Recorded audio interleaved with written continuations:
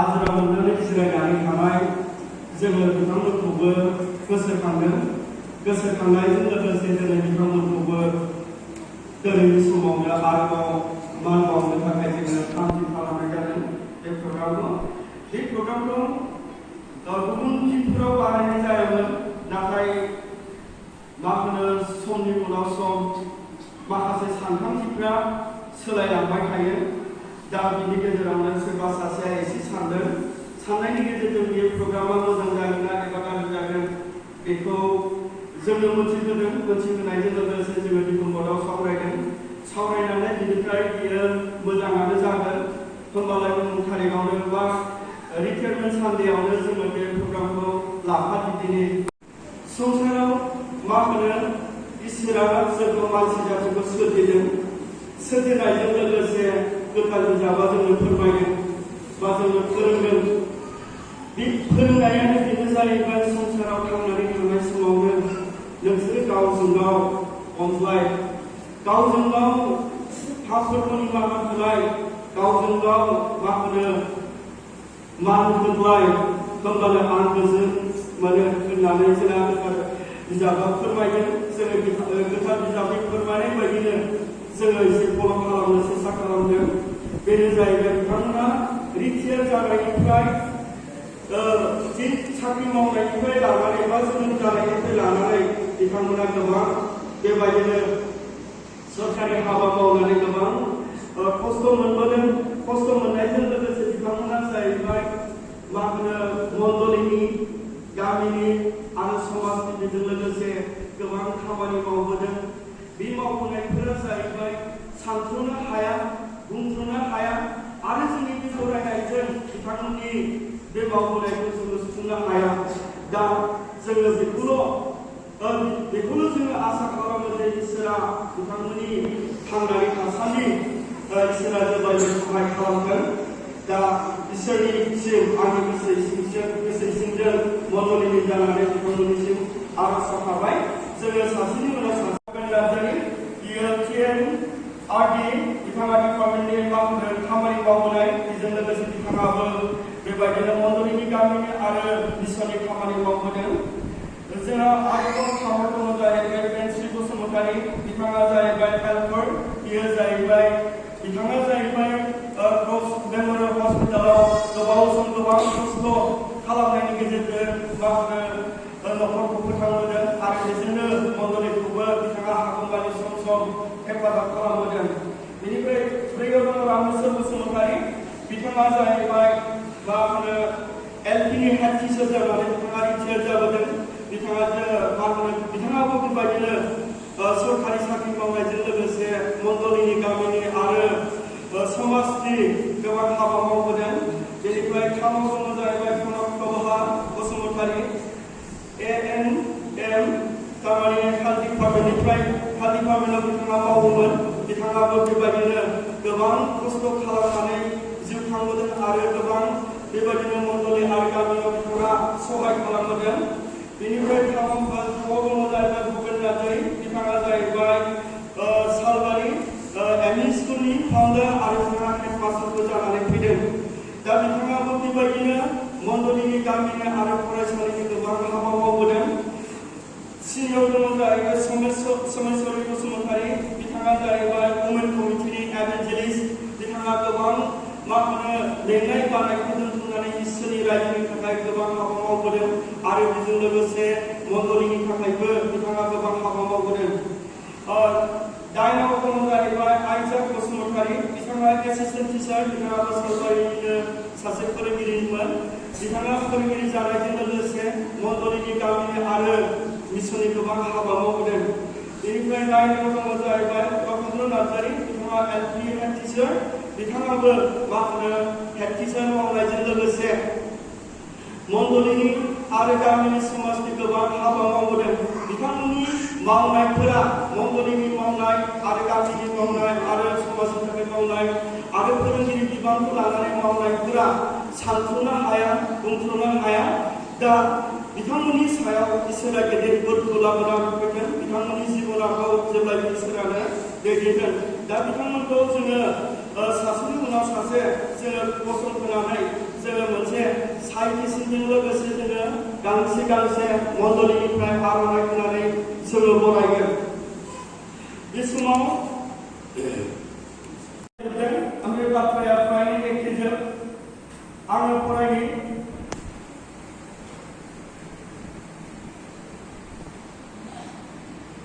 नैबेबादि लिरदों, गोबां खस्थ' मोनदों हिनजावा। आं बेखौ फरायनि, गोजौआव मा लिरदों। आमलाइबादा बेप्टिस्ट चार्च, बेनिफ्राय आर्डर बेप्टिस्ट चार्च एस'सिएशन, कियन क'क्राझार, केएस धोरोमनि काका, डिस्ट्रिक्टआ जाहैबाय चिरां, जिल्लाया आसाम। फारसेथिंजाय जाहैबाय गाव गावबागावनि फट' पासपर्टखौ होनाय जादों। बेनिफ्राय नैथिंजाय जाहैबाय मा होनो बियो मोनसे सिम्बल, जे जोंनि बिबिसिनि जे सिम्बल मट'खौ जोङो बेयाव होनाय जादों। बेनिफ्राय आङो फरायनि। गोसोखांथि नेरसोन। मानिनां श्री नबेन नार्जारी, जों नोंथांनि गोलाव सम फोरोंगिरि जानानै मावबोनाय आरो समाज सिबिनायजों लोगोसेयै जोंनि मण्डलिनि गोनांथि जानायफोराव नोंथांनि बिहोमा होनायफोरखौ गोसोखांनायजों लोगोसेयै फरायो। आसा खालामो नोंथाङा दिनै सरकारि फोरोंगिरिनिफ्राय आजिरा मोननानै गोग्गो देहा लानानै थांनानै थानाय समसिम गाहामै जिउ खुंलांनो हाथों। बेखौ आमलाइबादा मण्डलिनि जानानै आफा इसोरनिसिम आर'ज गाबो। दा बेनिफ्राय आर'ज गाबो होनाय लोगो लोगो जोंहा नैबेबादि मोनसे सिम्बल होनाय जादों। बेनिफ्राय ओरैजाय फारसेथिंजाय बेनो जाहैबाय माब्ला जइन जायामोन बा माब्लानिफ्राय मावजेनामोन बेखौ होनाय जादों। डेट अफ जइनिं, बेयो जाहैबाय मा होनो एप्रिल दाननि 1 तारिखनिफ्राय मावजेनदों। 1971निफ्राय बिथाङा मावजेनदों। बेनिफ्राय रिटायार जानाया जाहैबाय डेट अफ रिटायार लिरनाय जादों। मा होनो 31 मार्च, बेनिफ्राय 2001आव रिटायार जादों। बेनिफ्राय नैबे फारसेथिंजाय लिरदों जे with regards to आमलाइबादा बेप्टिस्ट चार्च, डेटआ दिनैनिखौ होनाय जादों। बेनो जाहैबाय दिनै 26 तारिख मे 2024। नैबेबादि बाथ्राफोरखौ सुजुनानै बे साइटिस्टनाव होनाय जादों।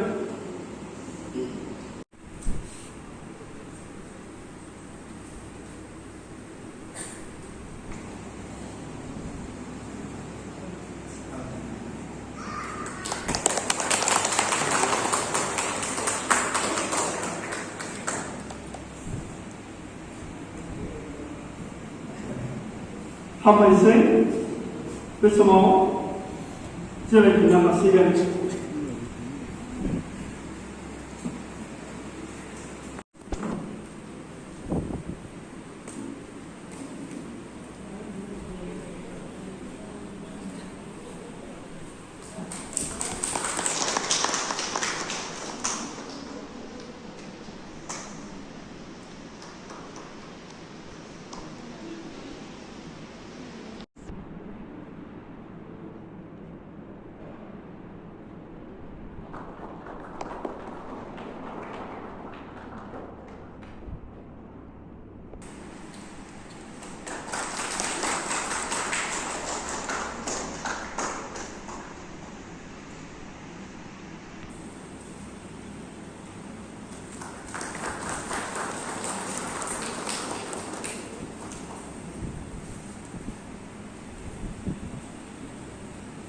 हामबायसै।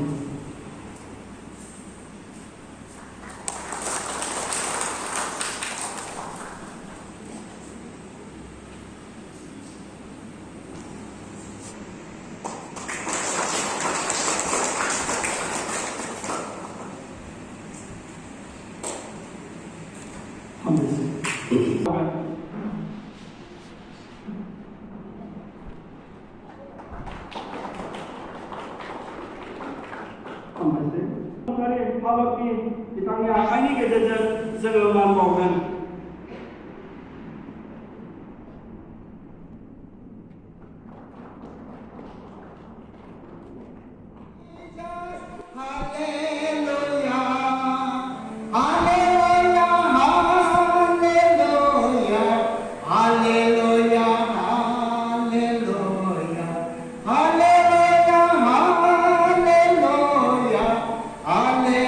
Hallelujah.